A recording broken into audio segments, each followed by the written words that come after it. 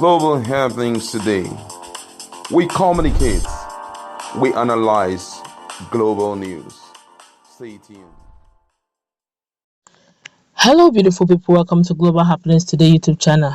This election of 2023 has entered matters arising as two strong party contenders, I'm talking about flag bearers, in the person of Peter Obi and Bola Tinubu, have decided to have a face-off. Not directly, but we're going to find out exactly what they're saying. Some hours ago, a lot of news went viral over the support of some sitting president, Ghanaian sitting president, of which he debunked that he has no business in. But it looks like it is now a face-off, as in one-on-one. There's no need to begin to dance around the bush, as the two media persons are beginning to slug it out. Before we go to the news proper, to find out exactly what is going on, hey, this is getting interesting. The twists and the turns, the dramas. Definitely, you don't want to miss out on this. Like and subscribe to our channel if you have not done so already. Click on the red subscribe button beside it. You'll see a bell notification icon. Please go ahead, click on it to get notified as soon as we update our channel on YouTube. Let's hit the ground running. The Tinubu campaign organization has appealed to the presidential candidate of the Labour Party LP, Mr. Peter Obi, to call his supporters to order and to allow this election cycle to be about issues that will advance the growth, progress, and stability of Nigeria. In a statement on Wednesday in Abuja by the Director of Media and Communication, Mr. Bayo Onanuga, the TCO admonished the Labour Party presidential candidate to get his supporters to desist from spreading lies, malice, and denigrating other candidates, especially Asiwaju Bola Ahmed Tinubu. TCO further states that Nigeria will be better for it and the electoral process will be enriched if the 2023 presidential campaign sticks to the issues of good governance that will lift millions of Nigerians out of poverty rather than being dominated by ravings of gutter snipes who do not wish the country well. Mr. Onanuga noted that the Tinubu campaign organization saw the need to appeal to Mr. Obi to rein in his supporters after investigating the origin of the fake report claiming that the Ghanaian president Nana Akufo-Addo wrote a letter to the All Progressive Congress presidential candidate Asiwaju Bola Ahmed Tinubu asking him to support Peter Obi and take care of his health. President of Ghana, via his official social media handle, has vehemently debunked the fake news as a product of deliberate mischief with the intent to deceive the public. I have written no okay. I quote him now. He said, I've written no such letter to APC leader, and it will not occur to me to do so. Ghana and Nigeria boast of decades of cordial, strong, and brotherly relations, and I am not going to be the one to interfere in the internal affairs and politics of Nigeria, said the president of Ghana via his social media handle. We have found that the fake news about Akafo Addo's letter, Akafo, I tell you again, Akufo Addo's letter was first published on June 22nd by a rogue platform whose words were actually wordsnews.space. I don't know what that is or where it is anyway. And the site identity as Word of News or something. The content analysis of the site clearly showed that it is a platform that gives out fake news and was actually reposted on another platform by Peter Obi support groups same day, a clear proof that the campaigners, Peter Obi supporters, are the same, which is Biafra campaigners and Peter Obi supporters are the same.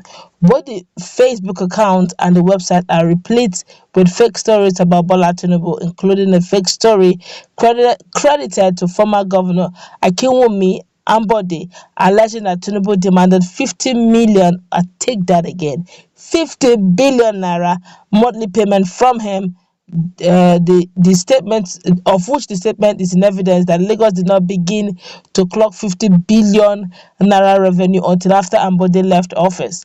Tinubu could not have demanded 50 billion naira monthly payment from Ambode when the state government didn't even make such in a monthly throughout the tenure of Mr. Ambode.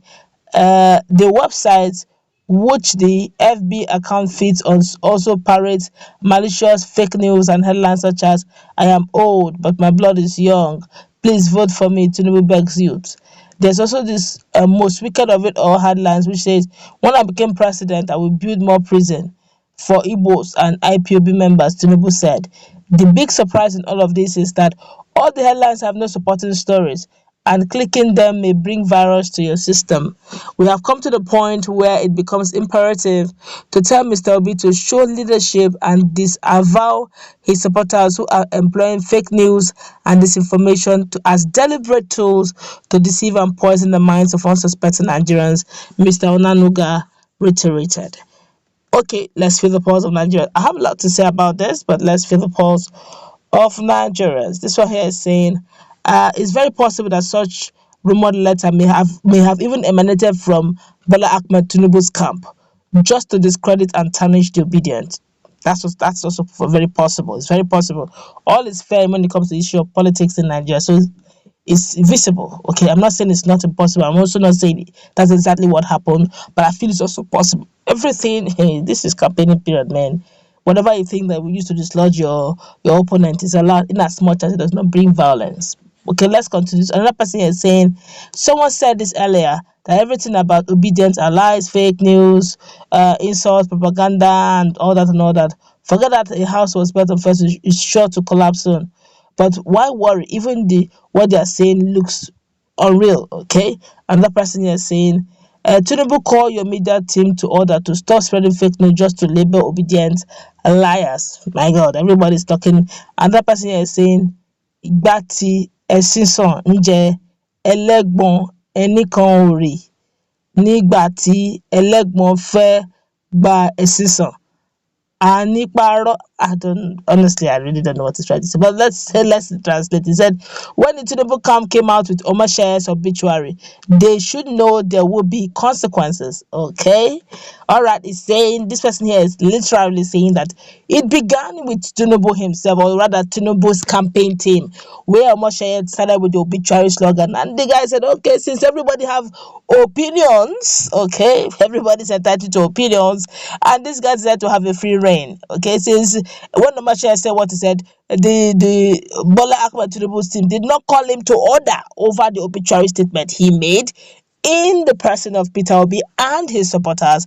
And for all we know what obituary means death, really, literally. And nobody told him, even Obi did not even tell him to rain on his supporter or rain on his media person in the person of Omashaye. And everybody felt it's opinionated, it's his opinion, he has a right to his opinion. So I guess the people who are writing what they are writing, I don't know who they are, honestly, I have no idea. If I've never seen any of the write-ups really, and they're saying that they also have the opinion to it. But honestly, let's leave sentiment aside. Fake news is not supposed to be allowed. Okay, it could generate the wrong things. But to be told, I don't know why they're actually picking on Peter Obi supporters. These guys could be anybody. I could still remember the issue of prayer mats. It was later found out that one of the people who even instigated the issue of prayer mats was actually someone who is a strong card carrying member. In fact, a strong follower of Bola Ahmed Tinubu.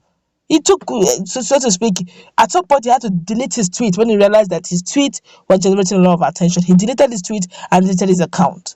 So, which means these things is called media war, okay? But please, whatever, let's make this campaign sweet. Peter Obi is a candidate that is sellable. It's a sellable product. You don't even need to go too much to sell him.